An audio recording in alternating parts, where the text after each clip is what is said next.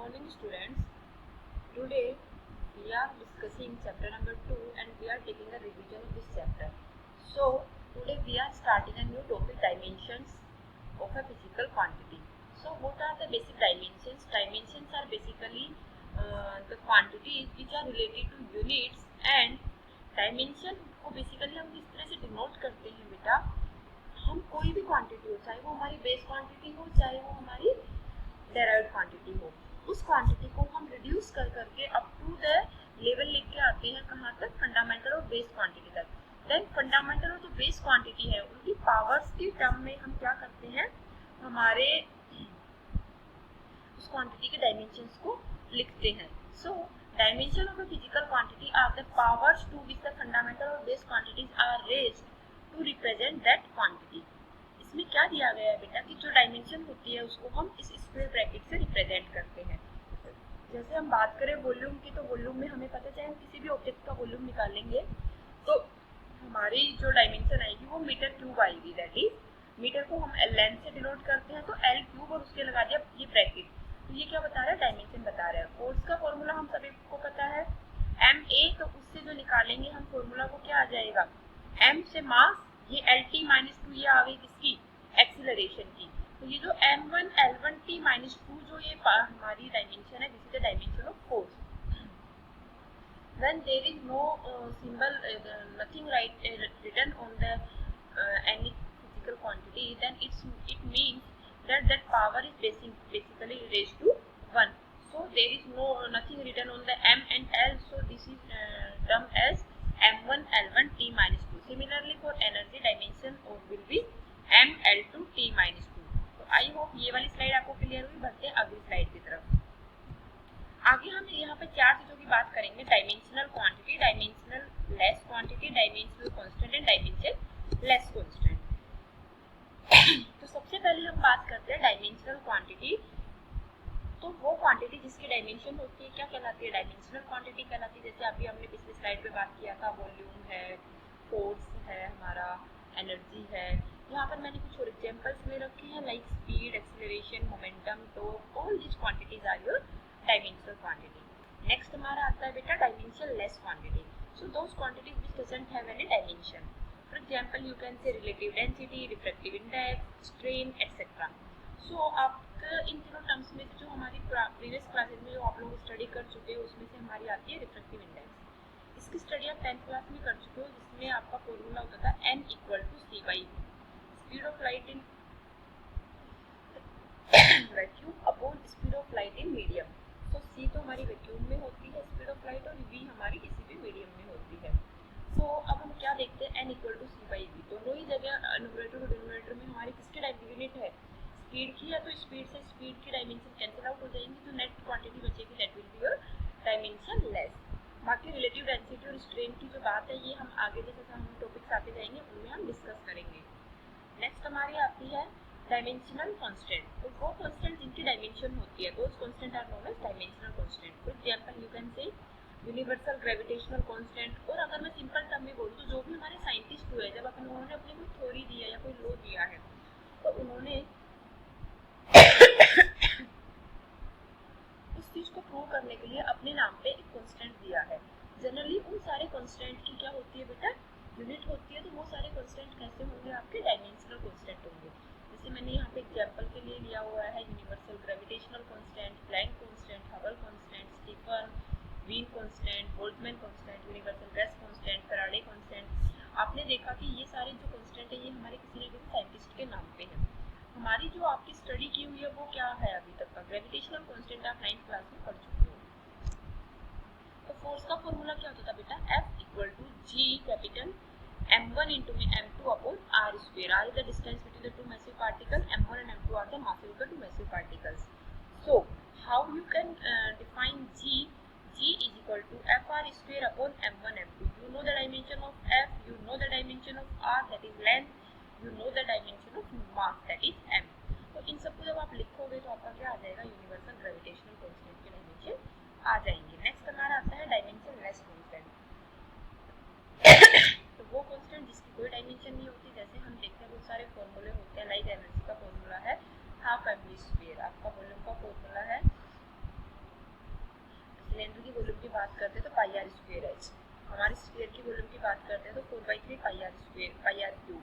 जो ये 4/3 है, जो पाई है, इन सब की वैल्यूज क्या है बेटा, ये फिक्स है, ये कॉन्स्टेंट्स हैं, इनको किसी ने दिया नहीं है, ये न्यूमेरिकल वैल्यू है या कुछ ऐसे, जैसे पाई है तो ये सारे कैसे हैं, ई है, एक्सपोनेंट, ये सब कैसे, इनके डायमेंशन, इनकी वैल्यूज फिक्स हैं, सो इनकी कोई डायमेंशन नहीं होती, so this constant are known as dimension less constant. Come to the next slide.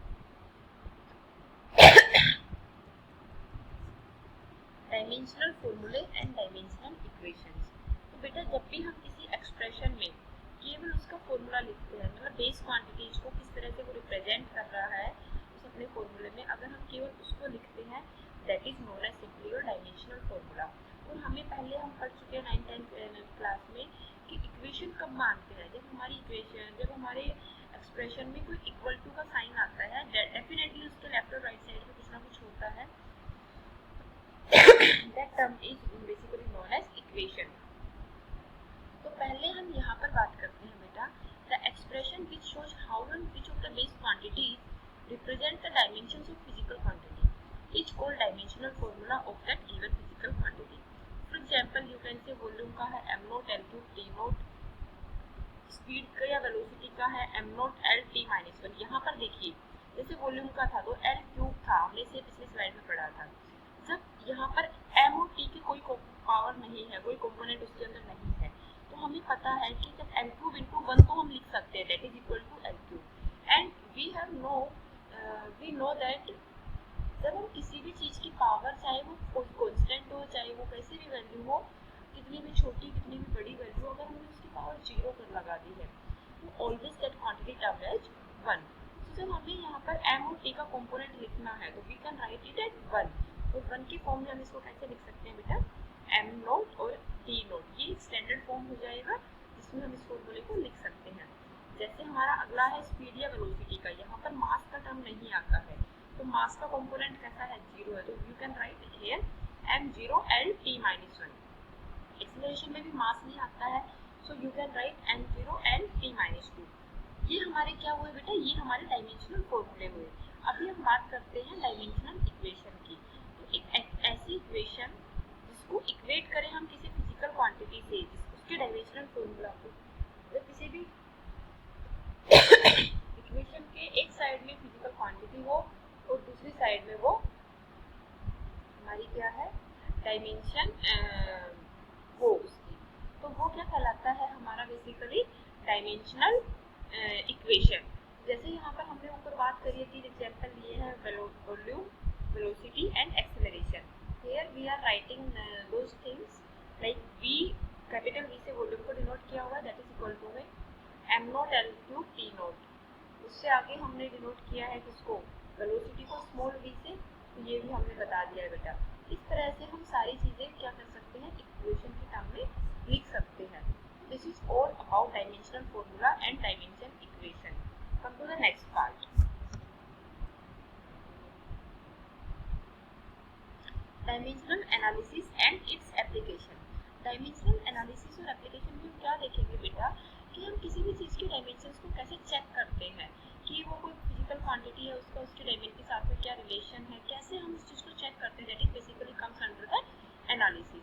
So dimensional analysis is a tool to find और check relation among physical quantities by using their dimensions. उनकी dimensions को use करते हुए हम physical quantities के relation को check करते हैं, that is basically known as dimensional analysis. इसमें आगे हम क्या बात करते हैं बेटा, जैसे हम किसी भी एल्जेब्राइक सिंबल्स में हम एल्जेब्राइक ऑपरेशन ऑपरेट करते हैं, तो जब उनमें हम जैसे नॉर्मल हम ऑपरेशन करते हैं किन्हीं भी वैल्यूज के बीच में, किन्हीं भी नंबर्स के बीच में, सिमिलरली हम डायमेंशंस के बीच में भी एडिशन, मल्टीप्लिकेशन, सब्ट्रैक्शन, डिवीजन कर सकते हैं। आगे हम बात करते हैं कि जब कोई क्वांटिटी न्यूमरेटर या डिनोमिनेटर में है तो हम उसमें आइडेंटिकल जो यूनिट्स होती हैं उनको कैंसिल कर सकते हैं। सिमिलरली जब हमारे पास, अब हम चेक करते हैं कि डायमेंशनल एनालिसिस कैसे कैसे यूज कर सकते हैं। There are basic 3 types.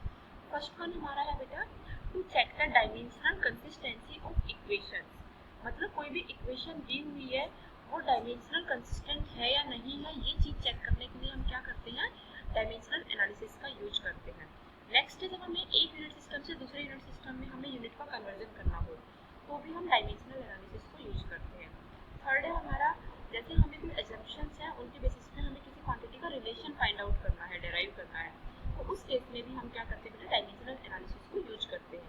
I hope this slide is clear to you. Come to the next.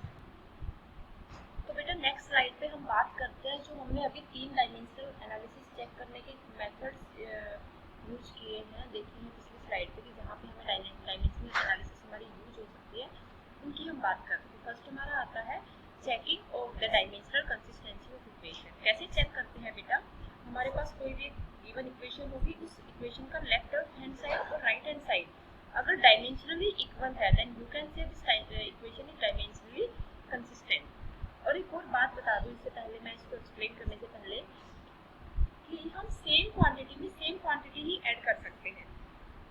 Like आपके पास सपोज करो कि मास दिया हुआ है, तो कभी भी मास में वेलोसिटी ऐड नहीं कर सकते, मास में आप लेंथ ऐड नहीं कर सकते, मास में आप फोर्स ऐड नहीं कर सकते, आप हमेशा मास में मास ही ऐड कर सकते हो।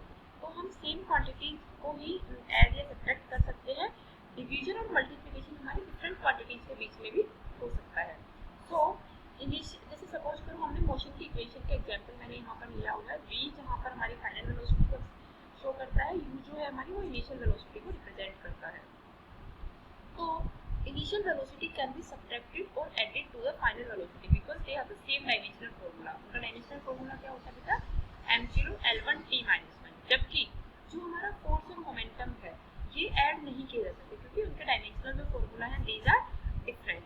तो आई होप आपको मेरी चीज समझ आई। अब हम आगे इसका एक एग्जाम्पल लेके डिस्कस करते हैं। इसके एग्जाम्पल में क्या दिया हुआ है बेटा, हमें डायमेंशनल कंसिस्टेंसी हमारी मोशन की इक्वेशन ली हुई है, उसको हमें चेक करना है। कौन सा डायमेंशनल इक्वेशन ली हुई है, हमने थर्ड इक्वेशन ली है, v² = u² + 2as। तो इसमें हम क्या देखते हैं बेटा कि सबसे पहले हमारे पास जो जो टर्म्स हैं उन सबका हम डायमेंशनल फॉर्मूला लिख लेते हैं। तो हमने ये चारों हमारे final velocity, initial velocity, acceleration और एस से हमने डिस्टेंस को डिनोट किया, ना कि हमने स्पीड को डिनोट किया है। तो हम यहाँ पर क्या कर लेते हैं बेटा कि इनके सबके क्या लिख लेते हैं, डायमेंशनल फॉर्मूला लिख लेते हैं। जब उनके डायमेंशनल फॉर्मूला हम लिख लेंगे उसके बाद हम क्या करते हैं कि हम सब जगह इनको जो हमारे ऊपर गिवन इक्वेशन है उसमें पुट करते हैं। तो आई होप आपको सबके डायमेंशनल फॉर्मूला क्लियर है। वेलोसिटी का डायमेंशनल फॉर्मूला क्या होता है बेटा, मीटर पर second, that is length upon time. तो m को हमने 0 डिनोट कर दिया, l t - 1। एक्सेलरेशन का क्या होता है बेटा, मीटर पर second square. So we can write it here as m0 l t - 2। जो डिस्टेंस होती है वो सिंपली m0 l1 t0 हो जाएगा। अब हम इसको इस ऊपर गिवन इक्वेशन में पुट करते हैं, we will take the square in the left hand side and right hand side में हम u का स्क्वायर करते हैं। और जो ये 2 है ये हमारे डायमेंशन लेस कांस्टेंट होता है, मैंने आपको पहले भी बताया। और अब हमारे पास बच गया a और s, इन दोनों को हम मल्टीप्लाई कर देते हैं। तो इससे आगे हम क्या देखते हैं बेटा, जब हम इस साइड का स्क्वायर करेंगे तो हमारा क्या बनेगा, 0 का स्क्वायर 0, 1 का स्क्वायर 2, -1 का स्क्वायर, बेसिकली यहाँ पे मल्टीप्लाई हो रही है तो ये आ जाएगा -2। तो लेफ्ट हैंड साइड में हमारा नेट रिजल्ट आया m0 l2 t - 2। तो राइट हैंड साइड में हमारा फर्स्ट टर्म में तो यही रिजल्ट है, क्योंकि यहाँ पर हम देखें तो हम क्या करेंगे बेटा, जब हमारी बेस सेम है तो जो पावर्स होती है वो ऐड हो जाती है। m और m जब मल्टीप्लाई हो रही है तो बेस सेम है, पावर इधर 0 इधर 0, मतलब ऐड हो जाएगी तो कितना बन गया, 0 + 0 = 0। जब हमारा यहाँ पर l है यहाँ पर भी l1 है, 1 + 1 कितना हो जाएगा, l2, यहाँ पर t - 2, यहाँ पर t0, तो -2 + 0 दैट इज -2। तो m0 l2 t - 2। अब हम देखते हैं कि तीनों जो हमारी ये टर्म्स है तीनों टर्म्स में हमारा डायमेंशनल फॉर्मूला इक्वल है। इसका मतलब क्या हुआ कि जो हमारी ये इक्वेशन है ये डायमेंशनली कैसी है बेटा, करेक्ट है। तो आई होप आपको ये चीज क्लियर हुई। इससे आगे की बात हम अगले वीडियो में करते हैं। थैंक यू बेटा, गॉड ब्लेस यू।